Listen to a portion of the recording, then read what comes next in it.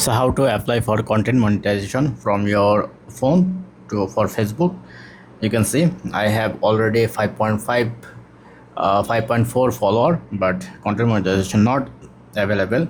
Simply open your Facebook page, then go to professional dashboard, and once you here, then you can see the monetization. Press on monetization, then you can see the content monetization. No criteria meet, that's mean you have to reach more people.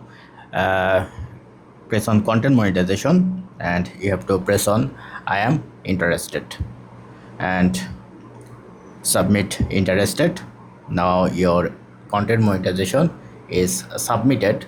Now what you need to do, just go to your Facebook home, and then you can see the next step.